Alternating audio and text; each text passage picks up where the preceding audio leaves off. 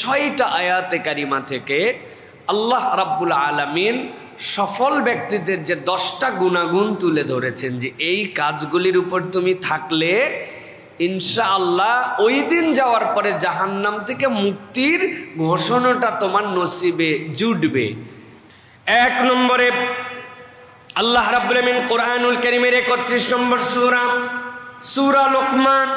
এই লোকমানের মধ্যে আল্লাহ রাব্বুল আলামিন প্রথম থেকে জানাচ্ছেন বান্দাদের জন্য, আলিফ লাম মিম তিলকা আয়াতুল কিতাবিল হাকিম। আমি তোমাদের জন্য যে কোরআনের যেইটার অর্থ তুমি জানো না, যেইটা দিয়ে শুরু করলাম, আল্লাহ বলছেন এইগুলা হচ্ছে প্রজ্ঞাপূর্ণ কোরআনুল কারীমের আয়াত। মনে করো না এইগুলার কোনো মানে নাই, তুমি জানো না, তোমরা জানো না, কিন্তু এর একটা মানে আল্লাহর কাছে আছে।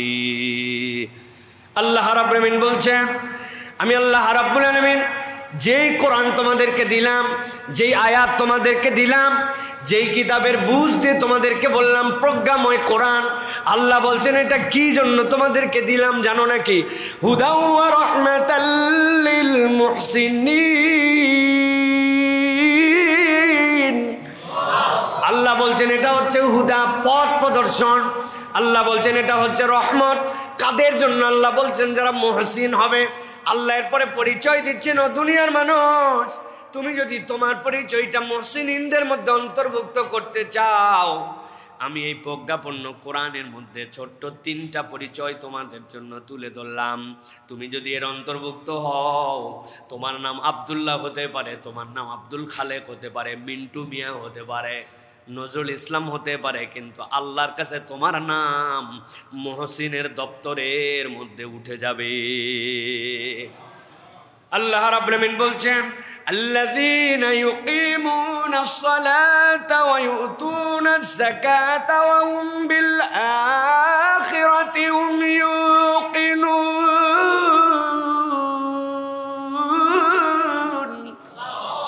আল্লাহ বলছেন 1 নম্বর, তুমি যদি তোমার তালিকাটা ঠিক করে নিতে চাও, সফল কাম তুমি হবা। অফিসে কোন পদ তোমার হবে, অফিসের তুমি সিনিয়র অফিসার না জুনিয়র অফিসার সেটা পরে দেখা যাবে, আগে দপ্তর বন্টন করা হোক। তুমি দপ্তরের মধ্যে আসো কিনা, রেজিস্টারের মধ্যে তোমার নাম উঠছে কিনা। আল্লাহ বলছেন তুমি সফল হতে চাইলে আগে তোমাকে মুহসিনের মধ্যে নাম উঠানো লাগবে। আর তুমি যদি মুহসিনদের মধ্যে অন্তর্ভুক্ত হতে চাও, মাস্ট তুমি যেরকম মানুষই হও না কেন, ন্যূনতম তোমার মধ্যে 3টা যোগ্যতা অর্জন করা লাগবে। 1 নম্বরে আল্লাযীনা ইউকিমুনাস সালাত। বান্দা তোমার কোনো পরিচয় থাকবে না। 1 নম্বর পরিচয় হবে তুমি দুনিয়ায় যে অবস্থায় থাকো না কেন, তুমি সালাত আদায়কারী, সালাত কায়েমকারীদের দপ্তরে তোমার থাকা লাগবে।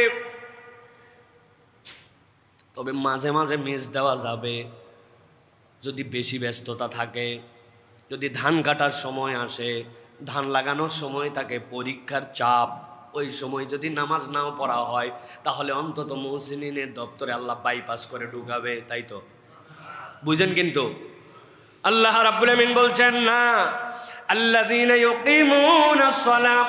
তোমার 1 নম্বর পরিচয়, তুমি সালাত আদায়কারীদের মধ্যে, সালাত কায়েমকারীদের মধ্যে তোমার নাম অন্তর্ভুক্ত করবে। 2 নম্বরে ওয়া ইউতুনাজ যাকাত। তোমার যদি সম্পদ আল্লাহ রাব্বুল আলামিন দিয়ে দেন, তাহলে খবরদার ভেবো না সব সম্পদের মালিক বোধহয় আমি। একটা হচ্ছে ঐচ্ছিক দান, আরেকটা হচ্ছে বাধ্যতামূলক। আল্লাহর সম্পদ তোমার কাছে আছে, আল্লাহর সম্পদ কোনটা তোমার মধ্যে আছে। 1 বছর যদি পার হয়ে যায়, নিসাব যদি অতিক্রম হয়ে যায়, 1 লাখ টাকার মালিক তুমি, কিন্তু খবরদার মনে করো না পুরা টাকা আমার। আল্লাহ বলছেন 97,500 টাকা তোমার, আর আল্লাহ বলছেন বাকি ওই 2,500 টাকা তোমার কাছে আছে, কিন্তু টাকাটা আল্লাহর।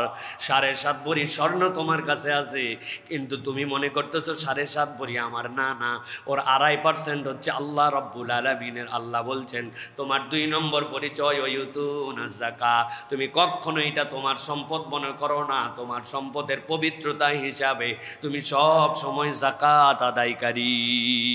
সুবহানাল্লাহ। 3 নম্বর আল্লাহ রাব্বুল আলামিন বলছেন ওয়া হুম বিল আখিরাতি হুম ইউকিনুন।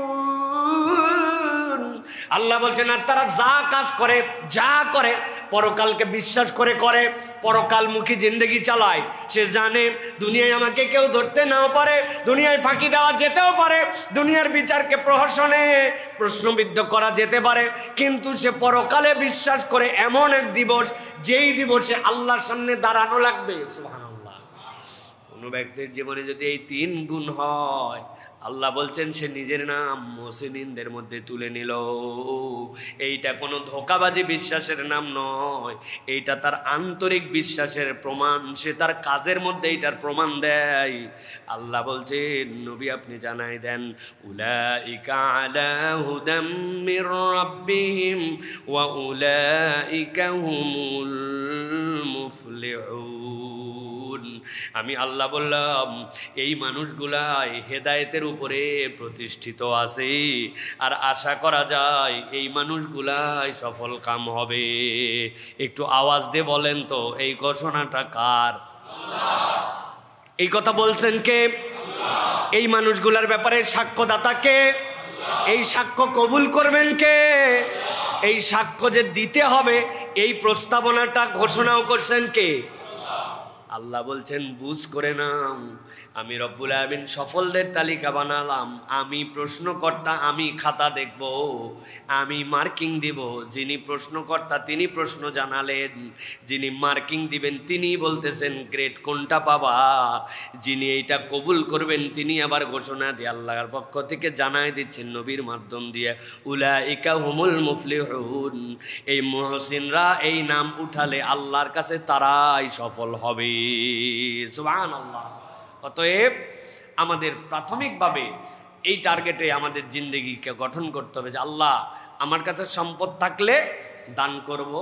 2 নম্বরে আল্লাহর প্রতি পরকালের দিকে তাকায় আমার জিন্দেগি চলবে। বাস কেউ দেখে না, রব্বুল আলামিন আমাকে দেখছেন এই বিশ্বাস করি বলেই না আমি মুহসিন। আর দুনিয়া একদিক হতে পারে, আমার সালাত একদিক, এটার সাথে কোনো স্যাক্রিফাইস নাই, কোনো কাটাকাটি নাই। এই যদি আমাদের হয় তাহলে আমরা মুহসিন, আর মুহসিনরা আল্লাহর কাছে সফলের তালিকায় উঠে যাবে। সুবহানাল্লাহ বলেন।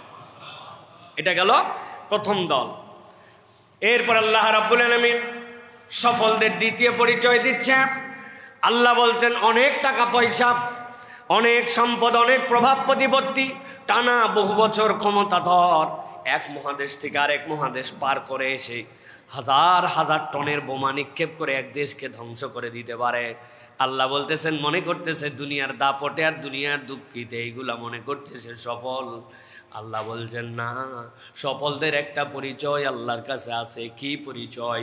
আল্লাহ বলছেন ওই মানুষগুলাই সফল যারা আল্লাহর ঘোষণা অনুযায়ী সূরা আলে ইমরানের মধ্যে আল্লাহ বলছেন যারা মানুষকে নিজের খাইয়ে নিজের পড়েই অপরকে কল্যাণের দিকে আহ্বান করে, এই মানুষগুলা আল্লাহর কাছে সফল। সুবহানাল্লাহ। আল্লাহ সূরা আলে ইমরান 104 নম্বর আয়াতের মধ্যে তাবৎ দুনিয়ার মানুষের জন্য বলছেন ওয়ালতাকুম মিনকুম উম্মাতুন ইয়াদউনা ইলাল খায়র ওয়া ইয়ামুরুনা বিল মারুফি ওয়া ইয়ানহাউনা আনিল মুনকার ওয়া উলাইকা হুমুল মুফলিহুন।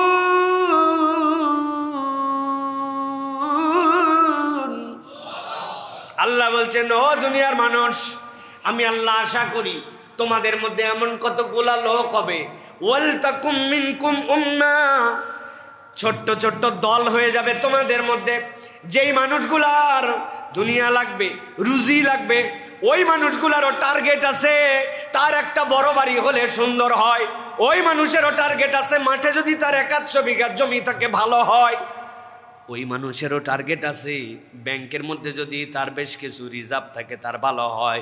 এইগুলা কোনোটাই যদি আল্লাহর তরিকায় আল্লাহর পদ্ধতির বাহিরে না যায়, আল্লাহ কোনোটাই নিরুৎসাহিত করেন নাই। আল্লাহ এগুলা রাখতে বলেছেন, কোনো সমস্যা নাই। কিন্তু আল্লাহ বলছেন এর বাহিরেও একটা গোষ্ঠীর মনটা এরকম হবে, তোমাদের মধ্যে থেকে একদল লোক আল্লাহর জন্য এরকম নিবেদিত হয়ে যাবে। ওয়ালতাকুম মিনকুম উম্মাতুন ইয়াদউনা ইলাল খায়র, তাদের নিজের খাওয়া নিজের পড়া, কিন্তু গরজটা তাদের দিলের মধ্যে আল্লাহ ঢুকাই দিয়েছেন। তারা মানুষকে কল্যাণের দিকে ডাকে। আর ওই মানুষগুলার ডাকার দুইটা পার্ট থাকে। এক নম্বর হচ্ছে তা'মুরুনা বিল মা'রুফ, মানুষকে সৎ কাজের আদেশ দেয়। কেবল সৎ কাজের আদেশ দিয়ে থেমে যায় না। আল্লাহ রাব্বুল আলামিন বলছেন ওয়া ইয়ানহাউনা আনিল মুনকার, তারা রিস্ক নেয়, তারা চিন্তা করে এইটার থেকে যদি আমরা মানুষকে ফিরাই, অনেক কথা বলবে, অনেক মানুষ বলবে তোমার কি তাতে, তোমার এত গরজ কেন, কিন্তু এরকম মনে করে না। তারা নিজের গরজে মনে করে খারাপকে থামাতে হবে, ঠেকাতে হবে, প্রতিহত করতে হবে, এর বিপক্ষে বুক চিতায় দাঁড়ায় যায়। প্রয়োজনে এদের জীবন দিয়ে দিতে পারে, শহীদ হয়ে যেতে পারে। কিন্তু আল্লাহ বলছেন একদল লোক এরকম জানবাজ যদি দাঁড়ায় যায়, নবী আপনি জানাই দিয়ে রাখেন তাদের হয়তো এই দুনিয়ার বুকে সফলতাটা দেখা যাবে না, অথবা সফলতাটা হয়তো তারা নিজেরাও দেখে নাও যেতে পারে। কিন্তু তার মধ্যে যদি এই গুণ থাকে, মানুষকে সৎ কাজের দিকে ডাকা, সৎ কাজের আদেশ দেওয়া, অন্যায় থেকে ফিরানো, আল্লাহ বলছেন আপনি জানাই দেন উলাইকা হুমুল মুফলিহুন। দুনিয়ার কাছে তার কি পরিচয় জানার দরকার নাই, আমি আল্লাহর কাছে এসে সফল কাম। সুবহানাল্লাহ, উলাইকা হুমুল মুফলিহুন। এই দলের লোকের এখন সবচেয়ে অভাব, ঠিক কিনা? নিজে বাঁচলে বাপের নাম, আমাদের মুখস্থ হয়ে গেছে এইটা, ঠিক না? কি রং কনসেপ্ট এইটা, নিজে বাপলে বাপের নাম, এটা হচ্ছে আমাদের একটা রং কনসেপ্ট। এইটা আমাদের সুদূর ইসলামিক দৃষ্টিভঙ্গিতে কিছু ব্যাখ্যা সাপেক্ষে এই কথা বলা যেতে পারে, কিন্তু আল্লাহ রাব্বুল আলামিন নিজে কেবল বাঁচতে বলেন নাই, কু আনফুসাকুম ওয়া আহলিকুম নারা, তুমি বাঁচো, তোমার পরিবার বাঁচাও, তুমি বাঁচো, তোমার সমাজকে বাঁচাও, তুমি বাঁচো, তোমার দেশকে বাঁচাও, তুমি বাঁচো, তোমার বিশ্বকে বাঁচাও। আমি চিন্তা করতেছি আমার দেশ কেমনে চলবে, গাড়ি কেমনে চলবে, অফিস কেমনে চলবে, হ্যাঁ, তেল যদি না থাকে গার্মেন্টস কেমনে চলবে, চিন্তা করতেছি না? একবার আমি এই চিন্তা করার বক্তব্য খুঁজেই পাচ্ছি না যে এই যে অন্যায় যুদ্ধ, দেশ যেটাই হোক, আপনি উন্মুক্তভাবে মানুষকে বোম্বিং করে মেরে ফেলতেছেন, স্কুল মানতেছেন না, বাচ্চা কাচ্চা মানতেছেন না, শেষ করে দিচ্ছেন। এই যুদ্ধটা কেমনে বন্ধ হবে? আমার অত প্রভাব নাই, আমার কথা কে শোনে? আমি ক্ষুদ্র এক মানচিত্রের কোণার মধ্যে দেশ, কিন্তু আপনি তো দেশ, আপনি তো মানুষ। এই হিসাবে তো আপনার এই আওয়াজের পক্ষেও একটা কথা থাকার কথা ছিল, এই আওয়াজ আমার দেশে নাই। কথা ঠিক কিনা? ফাওয়ালাপ সংসদের মধ্যে চলতেছে, যেইগুলা সমাধান হয়ে গেছে, মানুষ যার পক্ষে বক্তব্য দিয়ে দিছে, ওইগুলা নিয়ে ডিবেট চলতেছে, ফালতু আলাপ চলতেছে। সংসদ যেন এরকম যে আমি যত বাকপটু, আমি যত কথার মারপেচে আগাতে পারবো, সেই যেন ভালো সংসদ সদস্য। ওইগুলা যদি হতো তাহলে তো সবচেয়ে বড় ডিবেটারদেরকে নির্বাচন করে সংসদের ভিতরে ঢুকাই দিতে হতো। সেই হিসাবে আমিও তো একটা ডিবেটর। 2003, 4, 5, 6, 7 সালে আন্তঃবিশ্ববিদ্যালয় সেরা ডিবেটে বাংলাদেশের টপ ছিলাম। কি এর জাহাঙ্গীরনগর ইউনিভার্সিটি, কিসের অন্য বিশ্ববিদ্যালয়, সবগুলোকে হারায়া সেরা ডিবেটর ছিলাম। ওইটাই যদি মানদণ্ড হয় তাহলে সংসদের ভিতর আমাকে নিয়ে যান, আরো ভালো ভালো ডিবেটর যারা আছে তাদেরকে নিয়ে যান। সংসদের কাজ তো এইটা নয়, ঠিক কিনা?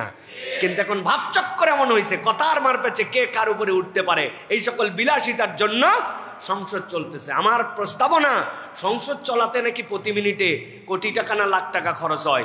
দেশের যে পরিমাণ ক্রাইসিস, এই হিসাবে সবার আগে সংসদটা বন্ধ রাখেন, অন্তত বিদ্যুৎ খরচ বাঁচুক, ঠিক কিনা? সংসদ যদি এই সকল ফালতু আলাপের কেন্দ্র হয়, মীমাংসিত বিষয় নিয়ে নতুন করে কথা বলার জায়গা হয়, সংসদ আগে বন্ধ রাখেন, সংসদের আশপাশের লাইট অফ করেন, অন্তত পক্ষে ঢাকার 2-1টা অ্যাপার্টমেন্টের তাহলে নির্বিঘ্নে 1 মাস চলবে, ঠিক কিনা? আর যদি কার্যকর করতে হয়, দেশের জন্য ভাবেন, দশের জন্য ভাবেন, দেশ কিভাবে বাঁচবো ওইটার আলোচনা ওখানে তোলেন। আলোচনা শেষ পর্যন্ত না পৌঁছালেও দেশের মানুষ অন্তত বুঝবে যে আমরা যুদ্ধের পক্ষে নয়, অন্যায় যুদ্ধের পক্ষে নয়, এই সকল মানুষ বিপদে পড়ুক এর পক্ষে নয়, এরকম একটা বক্তব্য দেন। কথা পৌঁছাক কি না পৌঁছাক, দেশের মানুষ অন্তত অনুভব করুক। ফালতু কথার জন্য সংসদ নয়, ঠিক কিনা?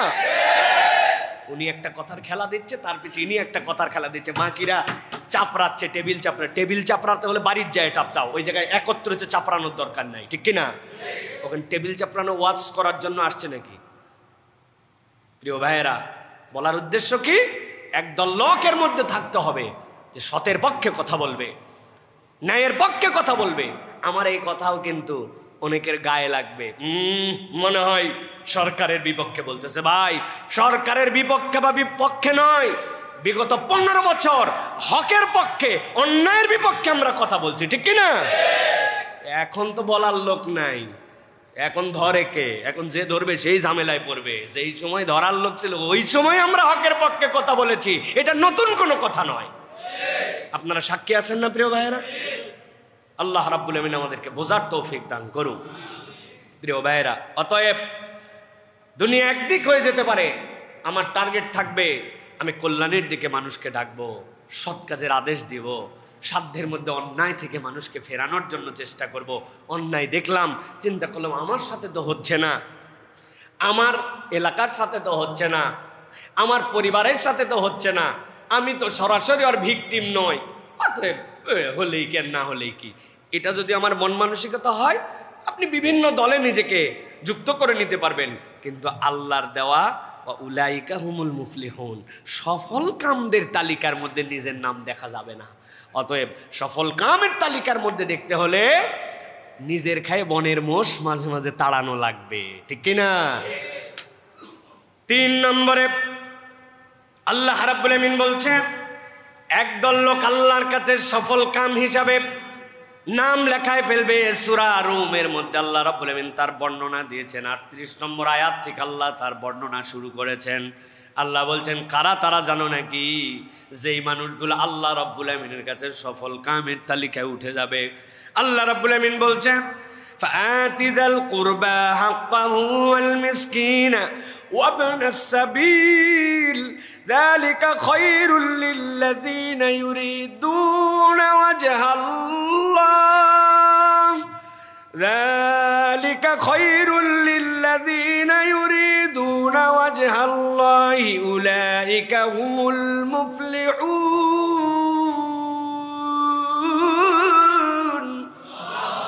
আল্লাহ বলছেন, ও আমার হাবিব, আপনি জানাই দিয়ে রাখেন আপনার উম্মতের ভিতরে একদল লোকের তবিয়ত একটু ভিন্ন রকম হবে। কি তবিয়ত তাদের হবে? অভ্যাসগতভাবে তারা একটু ভিন্ন রকম অভ্যাসের মানুষ হবে। আল্লাহ বলছেন, আতিজাল কুরবা হাক্কাহু ওয়াল মিসকিন, তার যখন টাকা পয়সা থাকবে, রব্বুল আমিন তাকে যখন একটু সম্পদ দিয়ে দিবেন, আল্লাহ বলছেন সম্পদ পাওয়া মাত্র সে তার নিকটাত্মীয়র হকগুলা বুঝাইয়া দেয়, নিকটাত্মীয়র জন্য খরচ করতে শুরু করে। ওয়াল মিসকিন, অভাবগ্রস্ত মিসকিন দেখে সে ফেরত দেয় না। ওয়াবনাস সাবিল, আর যদি কোনো মুসাফির ব্যক্তি যদি বিপদে পড়ে যায় তাকে ফেরত দেয় না।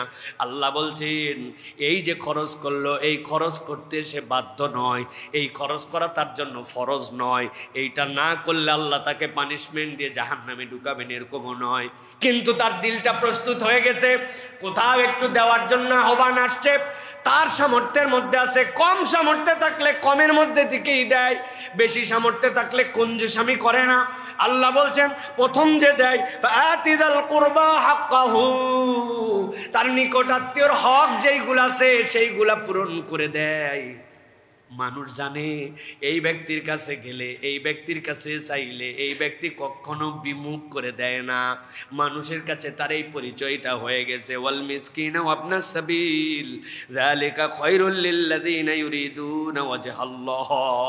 আল্লাহ বলছেন, এটা কেবলমাত্র একমাত্র ওই উদ্দেশ্যের জন্য যেন আমার আল্লাহ খুশি হয়ে যান, আল্লাহর সন্তুষ্টির জন্য, লোক দেখানোর জন্য নয়। সমাজে তার দানবীর পরিচয় হয়ে যাবে, আমার একটা টাকা পয়সা হয়েছে, না দিলে মানুষে কি বলবে, কোন রকম সুনাম সুখ্যাতি কামায়ের জন্য নয়। আল্লাহ বলছেন, ইরিদুনা ওয়াজহাল্লাহ, কেবলমাত্র আল্লাহর দিকে তাকাইছে, আমার আল্লাহ যেন আমার প্রতি একটু রাজি খুশি হয়ে যায়। আল্লাহ বলছেন, আল্লাহর রাজি খুশির জন্য ক্ষুদ্র থেকে ক্ষুদ্র দানও যদি করে থাকে, আল্লাহ বলছেন নবী জানাই দেন, উলাইকা হুমুল মুফলিহুন, আল্লাহ সফল কামদের তালিকায় ওই ব্যক্তির নামটাও উঠাইয়া নিবেন। সুবহানাল্লাহি বিহামদি। অতএব প্রিয় ভাইয়েরা, সুযোগ থাকলে দান করার মেন্টালিটি, খরচ করা, নিকটজন, নিকট আত্মীয়, আমি একটা পর্যায়ে চলে আসছি কিন্তু আমার আত্মীয় স্বজন তাদের খবর আমি আর রাখি না, আমার গ্রামের সাথে আমার কোনো কানেক্টিভিটি নাই, আমি এখন শহরে হয়ে গেছে, জিজ্ঞাসা করে ঈদ করতে কি গ্রামে যান? কার কাছে যাব ভাই, ও আর ভাল লাগে না, পরিবেশ নাই এই জন্য। অথচ উনি নিজে একটু পরিবেশ বানিয়ে নিতে পারতেন। গ্রামে গেলে দুটা মানুষ হলেও তার দ্বারা বেনিফিটেড হতো, উপকার হতো। কেবল নিজের চিন্তা করে না, নানার দেশের সাথে, দাদার দেশের সাথে, নিজের অরিজিনের সাথে তার একটা সম্পর্ক আছে। এই সম্পর্কটা কি জন্য? আল্লাহকে খুশি করার জন্য। আল্লাহ, এখানে আসলেও আমার কিছু নাই, কিন্তু আশপাশের মানুষ আমি গেলে একটু উপকৃত হয়, এই জন্য আমি এই সম্পর্কটা নির্মাণ করে রেখেছি। এইটা যদি তার মেন্টালিটি হয়, আল্লাহ বলছেন দুনিয়ায় তার হয়তো অত সুনাম সুখ্যাতি হবে না, কিন্তু জেনে রাখো আল্লাহর খুশির জন্য যদি দান খয়রাত করে, আল্লাহ তার নামটা সফল কামদের তালিকায় তুলে দিবেন। এটা গেল 3 নম্বর আয়াত। এবার চলেন 4 নম্বর দল। আল্লাহ রাব্বুল আলামিন নবীজি সাল্লাল্লাহু আলাইহি সাল্লামকে দিয়া সূরা মুজাদালার মধ্যে থেকে আল্লাহ বর্ণনা শুরু করেছেন। 22 নম্বর আয়াত থেকে আল্লাহ বলছেন আরেক দল সফল কাম ব্যক্তি আছে, তাদের কিছু ক্যারেক্টার আছে, তাদের কিছু আচার আচরণ আছে, তাদের কিছু হ্যাবিচুয়েট আছে, তাদের কিছু প্র্যাকটিস আছে। নবী আপনি এই পরিচয়গুলো তাদের কাছে জানায় রাখেন।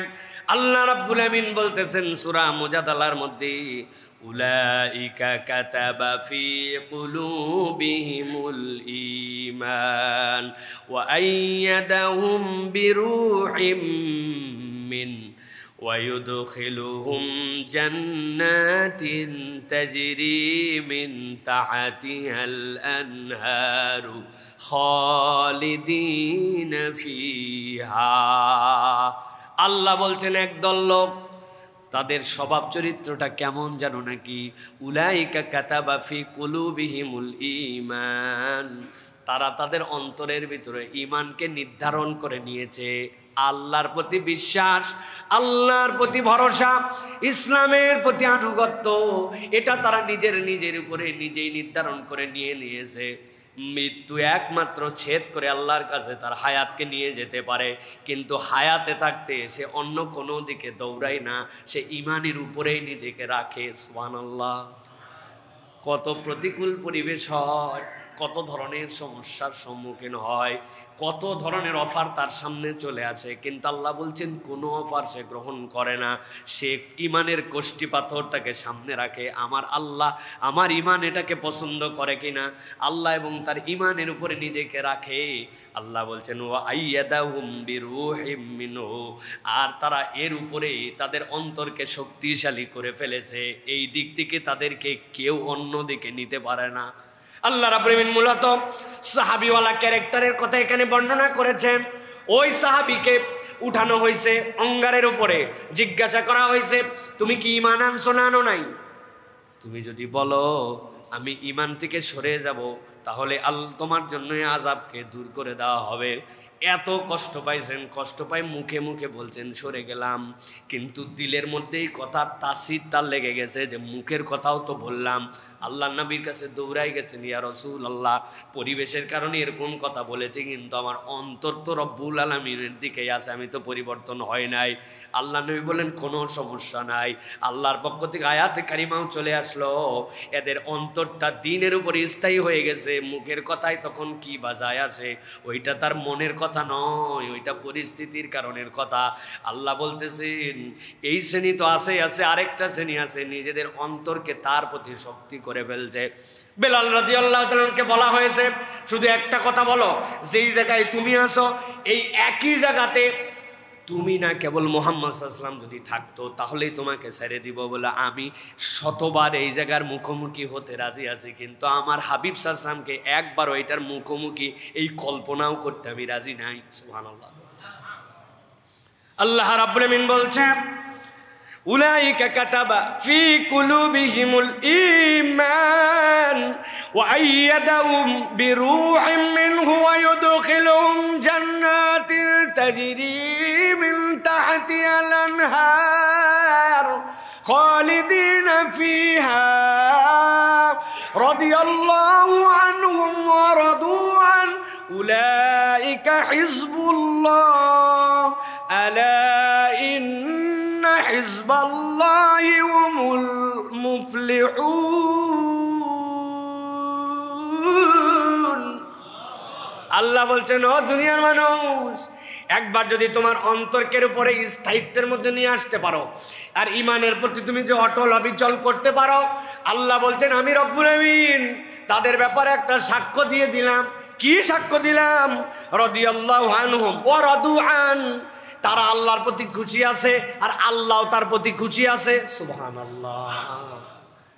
আল্লাহ বলছেন ওই হালতটা কিয়ামত পর্যন্ত মানুষের জন্য থাকবে। একদল লোক এই দলের উপরে অধিষ্ঠিত থাকবে, সে আল্লাহর বিধানকেই চূড়ান্ত মনে করেছে। দুনিয়ায় কে কি বলল কিচ্ছুই মনে করে না, আল্লাহর দিক থেকে তার পা পিচ্ছিল হয়ে যায় না। আল্লাহ বলছেন জানো নাকি দলগতভাবে এরা কোন দলের মেম্বার, এদের পার্টির নাম কি? আল্লাহ বলছেন উলাইকা হিজবুল্লাহ, এরা হচ্ছে আল্লাহর দল। আর আমি আল্লাহ জানাই রাখলাম আলা ইন্না হিজবাল্লাহি হুমুল মুফলিহুন, আল্লাহর দলের লোকেরা একমাত্র সফল হতে পারবে। সুবহানাল্লাহ। তাহলে দল একটা আল্লাহরও আছে, আছে না ভাই? আল্লাহর একটা পার্টি আছে। আল্লাহর পার্টির যারা মেম্বার তাদের পরিচয় কি? যে তারা তাদের দিলকে কাতাবাফি কুলুবিহিমুল ঈমান, তারা ঈমানকে প্রায়োরিটি দিচ্ছে, আর কোনো কিছুর প্রায়োরিটি নাই। ওয়াইয়াদাহুম, এর উপরে নিজেদেরকে শক্তিশালী করে নিয়েছে। কত অফার আসবে ভাই! একটু ব্যবসা করার জন্য লোন নেওয়া লাগে, আর আগেকার কি লোন এরকম ছিল? এখনকার লোন একটু সুদ ভিত্তিক নিতে হয়। আগে না ছিল ইম্পোর্ট, না ছিল এক্সপোর্ট, এখন দুনিয়া ট্রেড চলতেছে আর তুমি আসো ব্যাকডেটেড। আল্লাহ আমি পরিস্থিতির শিকার আল্লাহ, এই জন্য আমি একটু ট্রেডিং করতেছি এই কারবার দিয়া। আল্লাহ বলছে এই দল থাকবে, আল্লাহ তাদেরকে পরিস্থিতির শিকার বললে মাফ করে দিতেও পারেন, কিন্তু আরেক দল থাকবে আইয়াদাহুম, শক্তিশালী করে রাখছে, ভিক্ষা করে খাবো, সুদের কারবারে জড়িত হব না। আছে না এই মেন্টালিটির লোক? আছে না? শত শত লোকের কম আছে। আল্লাহ দুনিয়ার সব লোক আমাকে ব্যাকডেটেড বলতে পারে, প্রধানমন্ত্রীর পদের থেকে আমাকে টিটকারি করে জীবন্ত টেন্ট বলে টিটকারি করতে পারে, দুনিয়ার সব মানুষ আমাকে নানান ধরনের ক্রিটিসাইজ করতে পারে, আমি পর্দার উপরে আছি। আল্লাহ ও ইউরোপেও যা, বাংলাদেশেও তা, সৌদি আরবেও যা, আমেরিকাতেও তা, আমার পর্দা, আমার স্বকীয়তা, আমি আমার জায়গায় ধরে আছি কঠোরভাবে ইমানের উপরে। আল্লাহ বলতেছেন এইগুলা হচ্ছে আল্লাহর দলের লোক। আল্লাহ বলছেন দুনিয়ায় যা হয় হোক, এরা আল্লাহর কাছে সফল কামদের নাম নিজেদেরকে অন্তর্ভুক্ত করে ফেলছে। সুবহানাল্লাহ। এই জন্য প্রিয় ভাইরা, ইমান এবং ইমানের যে দাবি, তার পক্ষে অনড় অবিচল থাকতে হবে। একটুতে পা হড়কায় যাবে, একটুতেই পা অন্যদিকে নিয়ে চলে যাব, তাহলে তো আমাদের জন্য বিপদ। প্রিয় ভাইরা, এই যে দাজ্জালীয় যে ব্যবস্থাপনা সামনে আসবে, সেটা নিয়ে আমরা মাঝে মাঝে বলি না যে সাবেক আমলে আবার দুনিয়া ব্যাক করে চলে যাবে, মানুষ আবার প্রাণীর উপরে সওয়ার হয়ে চলবে। কিভাবে সম্ভব? পুরা দুনিয়া সেই ইভি থেকে শুরু করে কত ধরনের প্রযুক্তি চলে আসলো ভাই। খালি যে তেল আসাটা বন্ধ হোক না, একটু বন্ধ হোক, হওয়া দরকার আছে, মাস দুয়েকের জন্য পুরা বন্ধ হওয়া দরকার আছে, এইটা যাতে বুঝতে পারে যে ওই গাজাবাসীর কষ্টটা কি, কিউবার মানুষের কষ্টটা কি। এই বিশ্ব তাকায় তাকায় দেখতেছে আইসিইউ এর ভিতরে তাদের জন্য পাম্প চলা অবস্থাতে তারা শুধু একটা রেজিমের বিপক্ষে নিজেদের অবস্থানকে প্রতিষ্ঠিত করার জন্য তেল বন্ধ করে দিয়ে শত শত বাচ্চাকে মেরে ফেলছে হাসপাতালের মধ্যে, তাদের আইসিইউ চলে না। এই রানিং দুনিয়ায় কিউবাতে রানিং, আজকেও তাদের কাছে তেল নাই, তাদের হাসপাতাল বন্ধ হয়ে গেছে। আমাদের বন্ধ হলে কি সমস্যা? যদি বন্ধ হওয়া দরকার, যারা পুরা পৃথিবী যেন অনুভব করতে পারে, আমরা যেন এই কষ্ট আমরা যেন বুঝতে পারি। আল্লাহ হেফাজত করুক। এটা আবেগ দিয়ে বললাম, হয়তো বিবেক দিয়ে না, কিন্তু এই কষ্টগুলি দুনিয়ার মানুষ অনুভব করতেছে। সব যদি বন্ধ হয়, আপনি বলতেছেন আমার তেলের গাড়ি না, আমার ইভি ইলেকট্রিক। ও বাবা, আপনার বিদ্যুৎ না থাকলে আপনি কোত্থেকে আপনি এটা চার্জ দিবেন ভাই? চিন্তা করতেছেন গ্যাস লাগবে না, রাইস কুকার, রাইস কুকারে খাওয়া লাগবে না, খড়ি খোঁজা লাগবে আপনার। রাইস কুকার তো চলে বিদ্যুৎ দিয়া, বিদ্যুৎ নাই তো আপনি রাইস কুকার করতে চলাবেন? আপনি গাড়ি ঘোড়া সবগুলো জায়গায় পড়ে থাকবে।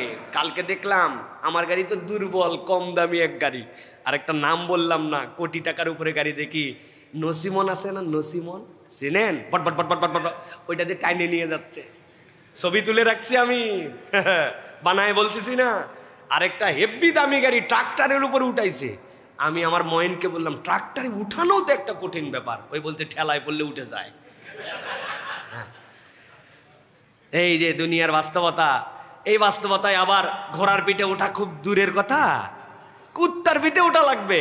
ঘোড়া তো অনেক দূর, কত ঘোড়া পাবেন কোথায়? প্রিয় ভাইয়েরা, এই দুনিয়া এরকম হয়ে যেতে পারে। যারা আমরা মনে করতেছি মাশাআল্লাহ এই অবস্থায় আছি, এলা মাইক চলবে না, মুখ দিয়ে ওয়াজ করা লাগবে, মোবাইল টোবাইল কিচ্ছু থাকবে না, তখন আপনি কি, আপনি তখন আবার মুহূর্তের মধ্যে 48 ঘন্টার মধ্যে 100 বছর পিছায় চলে গেছেন, 150 বছর 200 বছর পিছায় চলে যাবেন, ঠিক কিনা? এই সময় আপনাকে একজন বলছে তোমার মোবাইলটা অন করাই দিব আর তোমার গাড়ির তেল দিব, আমার কথা শোনা লাগবে। রাজি না? রাজি না? যা বলবে তাই রাজি। তোমার কথা শোনা লাগবে মানে পা দাও, তলা দাও, গু লাগাই দাও, সাইডে দিচ্ছি, দাও। কারা করবে এটা? যারা ইমানের উপরে যারা অবিচল থাকতে পারবে না। এই সময়ও যারা সুপরিস্থিতিতে, পজিটিভ পরিস্থিতিতেও যারা আল্লাহর দিকে থাকবে না, ওই সময় ওই মানুষের ইমান রাখতে পারবে না। এটাই বাস্তবতা, ঠিক কিনা? দাজ্জাল আপনাকে যে দেখাবে বৃষ্টি নেমে যাচ্ছে, জান্নাত দেখাই দিচ্ছে, তার হুকুমে আল্লাহ পাওয়ার দিচ্ছে, সব হচ্ছে, আপনি কেমনে ইমান ধরে রাখবেন? সম্ভব না তো। আপনি এখনই তো ইমান বেচে দিবেন। এই জন্য আল্লাহ বলছেন উলাইকা কাতাবা ফি কুলুবিহিমুল ঈমান ওয়া আইয়াদাহুম বিরূহিম মিন। এর উপরে কঠিন বানায় ফেলছে। আল্লাহর দিক, আল্লাহর দিকই, ভালো পরিবেশেও আল্লাহর দিক, খারাপ পরিবেশেও আল্লাহর দিক। এখন না আপনাকে প্রমাণ দিতে হবে, সব সুযোগ থাকার পরেও আমি আল্লাহর দিকে আছি, তখন না আল্লাহ আপনাকে সাপোর্ট করবে, আল্লাহ আপনার দিলকে মজবুত বানায় দিবে। দুনিয়া একদিক হয়ে যাবে, এক যুবক দাঁড়ায় যাবে, কি সে তুই আমারে মারে ফেলবি, আবার তুই জীবন দিবি, তাও তুই দাজ্জাল। দাজ্জাল তাকে হত্যা করে ফেলবে, সে দেখবে, সাথে সাথে আবার জীবন দিবে, দাঁড়াবে, আমি তোরে মারছি, আমি জীবন দিচ্ছি, বলছি তাও তুই দাজ্জাল। আমার নবী এই কথা বলছিল, আমার ইমান আছে। ওই যে প্রতিরোধ শুরু হবে, ওইটা একজন যুবক ইমানদার দিয়ে প্রতিরোধ শুরু হবে। সুবহানাল্লাহ। ওটা ওই অপসংস্কৃতি, পশ্চিমা সংস্কৃতির গড্ডালিকায় নিজেকে নিমজ্জিত করে দেওয়া, হ্যাঁ, পরিবেশ পরিস্থিতি অনুযায়ী ইসলাম যতটুকু ভাল লাগে ততটুকু পালন করা, আল্লাহ রাসূলের দিক থেকে দূরে সরে যাওয়া, এই মানুষের দ্বারা সম্ভব হবে না। আল্লাহর কাছে দোয়া করেন, আল্লাহ দাজ্জাল আসার অন্তত 200 বছর আগে যেন আমরা দুনিয়ার থেকে ঈমান নিয়ে চলে যাই। আমাদের যে, আপনাদেরটা জানি না, আমার যে অবস্থা, টেকা কঠিন, কথা ঠিক কিনা? অনেকে আমাদের মধ্যে দোয়া করে আল্লাহ আমাদের মেহেদির সৈনিক বানাবো। ওরে বাবা রে, টায়ার পাঞ্চার হলে লাফ দিয়ে উঠে, দোকানের শাটার নামায় ফেলছে, ট্রাক বাস্ট হয়েছে, পরে বলছে ট্রাক বাস্ট হয়েছে, আমি বুঝি নাই, মনে করছি যে কি হয় না হয়, বন্ধ করে হালালাম। যারা দোকান বন্ধ করে ফেলে, ট্রাক বাস্ট হলে তারা মাহাদির সৈনিক হতে যাবে। আল্লাহর কাছে মাপ চান, আল্লাহ ইমানের সাথে তাড়াতাড়ি দুনিয়ার থেকে নিয়ে নেয়। মাহাদির সৈনিক যারা ওইরকম মজবুত ইমান, তারা যেন হয়, আর আমাদের বাচ্চারা যেন ওই দিকে যেতে পারে, সেই ব্যবস্থা করেন, সেই ব্যবস্থা করেন। আল্লাহর কাছে দোয়া করতেছি না আমরা, রব্বানা হাবলানা মিন আজওয়াজিনা ওয়া যুররিয়াতিনা কুররাতা আয়ুনিন ওয়াজআলনা লিল মুত্তাকিনা। আল্লাহ মুত্তাকিদেরকে আমাদের ইমাম বানায় দাও। তাই তো না? তাই তো। খবরদার উল্টা পাল্টা অর্থ বলেন না। ওয়াজআলনা লিল মুত্তাকিনা ইমামা, আল্লাহ আমাদেরকে মুত্তাকিদের ইমাম হওয়ার যোগ্যতা দাও। ইসলাম লিডার হওয়ার আবেদন করছে সন্তানদের জন্য, ওরে অনুসারী বানাতে বলে নাই। সুবহানাল্লাহ বলেন। কি দোয়া করতেছি তাই তো বুঝলাম না। আল্লাহ আমার সন্তান, আমার পরিবারকে চোখে শীতলতা বানাও, আর আমার সন্তানদেরকে ইমানদারদের, মুত্তাকিদের আমির বানাও, লিডার বানাও। এই দোয়া না আমি করছি। আল্লাহ আমাদের সন্তানদের, এর মানে কি, তারা প্রত্যেকে এক একজন লিডারশিপের কোয়ালিটি নিয়ে বড় হবে, প্রত্যেকে এইরকম আল্লাহর দলের মধ্যে আসবে, তারা যেন নিজের পরিচয় দিতে পারে আমি আল্লাহর দলের সদস্য। আল্লাহ যেন এরকম যোগ্য মানুষ আমাদেরকে বানানোর তৌফিক দান করেন। কেমনে হবে এটা? খালি আমিন বলে না, ইমানের উপরে অটল অবিচল থাকার শপথ নিতে হবে। পারবো ইনশাআল্লাহ। 5 নম্বরে আল্লাহ রাব্বুল আলামিন সূরা মাইদার মধ্যে বলছেন, আরেক দল লোক নবী আপনি জানায় রাখেন সফল কামদের মধ্যে অন্তর্ভুক্ত হবে। সূরা মাইদার 90 নম্বর আয়াত থেকে আল্লাহ বলছেন, ইয়া আইয়ুহাল্লাযীনা আমানু ইন্নামাল খামরু ওয়াল মাইসিরু ওয়াল আনসাবু ওয়াল আজলাম রিজুসুম মিন আমালিশ শাইতান ফাজতানিবুহু লাআল্লাকুম তুফলিহুন। আল্লাহ বলছেন নবী জানাই দিয়ে রাখেন, দুনিয়ায় কতগুলা বাজে অভ্যাস আছে, এইগুলা ত্যাগ করতে হবে, শতভাগ ত্যাগ করতে হবে। আর ধারে পাশেও তার সম্পর্ক নাই। আল্লাহ বলতেছেন, ইয়া আইয়ুহাল্লাযীনা আমানু ইন্নামাল খামরু, মদ এবং মাদকতা, মদের সাথে মাদকতার সাথে নেশার সাথে সুদূর সম্পর্ক তার থাকবে না। তবে মদ না খেলেও মাঝে মাঝে গুল লাগানো যাবে, তাই তো না? ঈদের চাঁদে কেবলমাত্র একটু বিড়ি টিড়ি টানা যাবে তো যাবে না? আল্লাহ রাব্বুল আলামিন বলছেন, নেশা এবং নেশা জাতীয় যা কিছু আছে তার থেকে তোমার সম্পর্ক থাকবে না। ইয়া আইয়ুহাল্লাযীনা আমানু, ও ঈমানদারেরা, ইন্নামাল খামরু ওয়াল মাইসির ওয়াল আনসাব ওয়াল আজলাম রিজুজুম মিন আমালিশ শাইতান।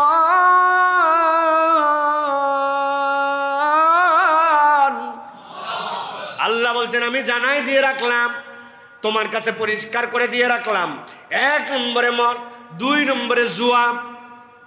আল্লাহ বলছেন ওয়াল আনসাব, ভাগ্য নির্ধারণকারী তীর। তোমরা 10 জন মিলে একটা লটারির টিকিট কাটছো, একজনকে দিয়ে দিছে 40 লক্ষ টাকা, ঢাকার বুকে ফ্ল্যাট। আল্লাহ বলছেন ওই সময় আনসাব ছিল একরকম, এখনকার আনসাব একরকম, লটারি।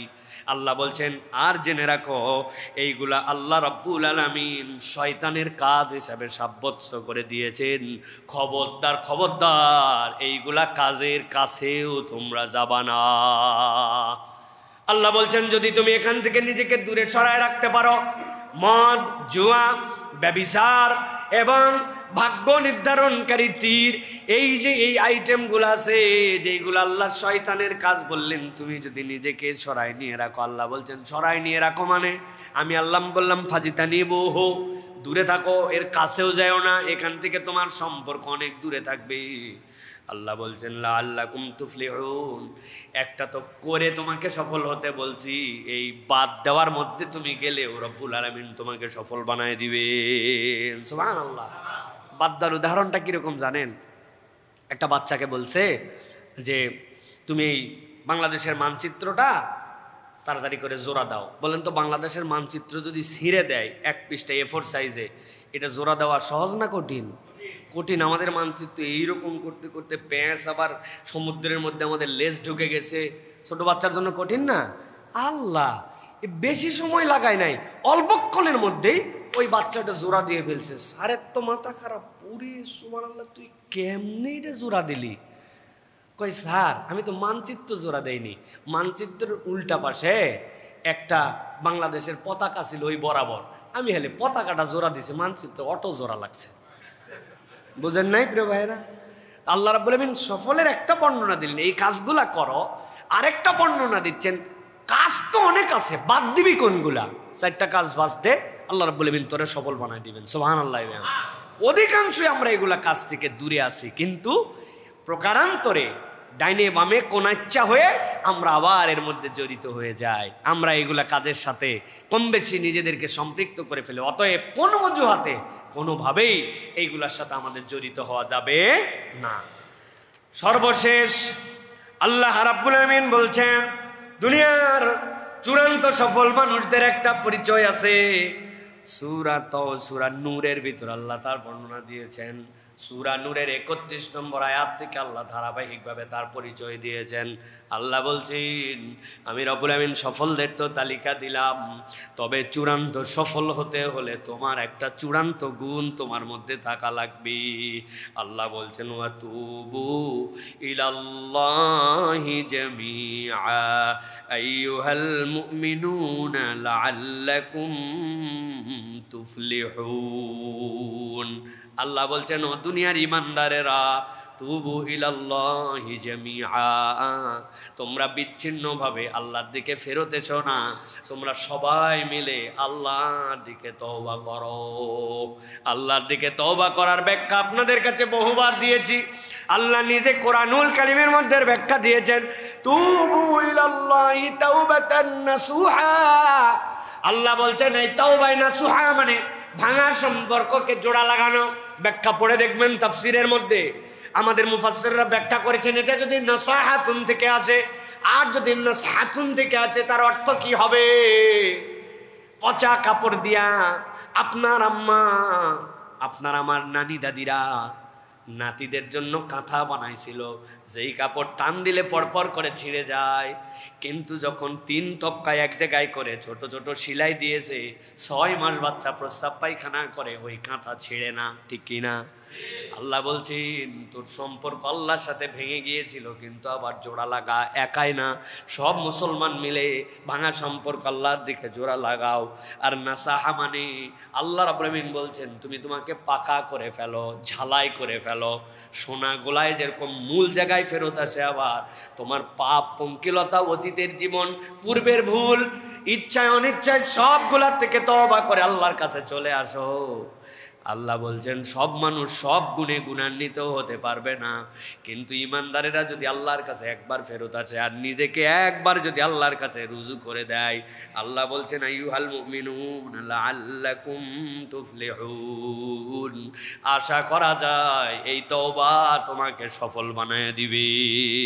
সুবহানাল্লাহ। অতএব প্রিয় ভাইয়েরা, খুব সংক্ষেপ আলোচনা, প্রত্যেকটা পয়েন্ট ধরে ধরে দীর্ঘ কথা বলার সুযোগ আছে, কিন্তু আজকে এবং জুমা পূর্ব অধিবেশনে শিক্ষিত মানুষের কাছে অল্প কথায় যথেষ্ট। আশা করি যে গুণগুলার কথা বলেছি খুব কঠিন কিছু না।